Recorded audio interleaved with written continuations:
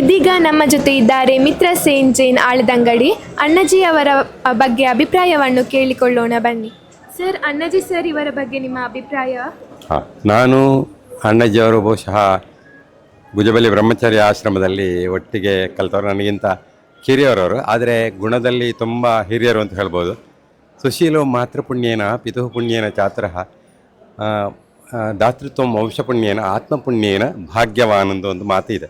ಹಾಗೆ ಅಣ್ಣಾಜಿಯವರು ಚತುಸ್ಸಂಗಮ, ತಾಯಿಯ ಪುಣ್ಯದಿಂದ ಗುಣವಂತನು, ತಂದೆಯ ಪುಣ್ಯದಿಂದ ಚತುರನು, ಮತ್ತು ವಂಶದ ಪುಣ್ಯದಿಂದ ದಾನಶೂರನು, ಮತ್ತು ಆತ್ಮದ ಅಂದರೆ ಸ್ವಂತ ಪುಣ್ಯದಿಂದ ಅವನು ಭಾಗ್ಯವಾನ್ ಅಂತ ಹೇಳುವಂಥ ಚತುಸ್ಸಂಗಮ ಯಾರು ಅಣ್ಣಾಜಿಯವರು. ಅವರನ್ನು ಕಳ್ಕೊಂಡದ್ದು ಅದು ತುಂಬಲಾರದ ನಷ್ಟ ಅಂತ ಬಾಯಿ ಮಾತಿ ಹೇಳುವುದಾದರೂ ಕೂಡ ನಿಜವಾಗಿಯೂ ಕೂಡ ತುಂಬಲಾರದ ನಷ್ಟ. ನಾವು ತುಂಬ ಆತ್ಮೀಯರಾಗಿ ಇದ್ದವರು, ವ್ಯವಹಾರ ಏನು ಇಲ್ಲದಿದ್ದರೂ ಕೂಡ ಹೀಗೆ ಕಂಡಲ್ಲಿ ಹೋದಲ್ಲಿ ನಾವು ತುಂಬ ಆತ್ಮೀಯವಾಗಿ ನಡೆದವರು. ಹಾಗಾಗಿ ಅವರ ಕಣ್ಮರೆ ನಮಗೆ ತುಂಬಲಾದರೆ, ಎಷ್ಟೋ ಜನ ಇದ್ದು ಸತ್ತವರಂತಿದ್ದರೆ ಇವರು ಸತ್ತು ಕೂಡ ಬದುಕಿದವರು ಅಂತ ಹೇಳಲಿಕ್ಕೆ ತುಂಬ ಹೆಮ್ಮೆ ಪಡ್ತಾನೆ.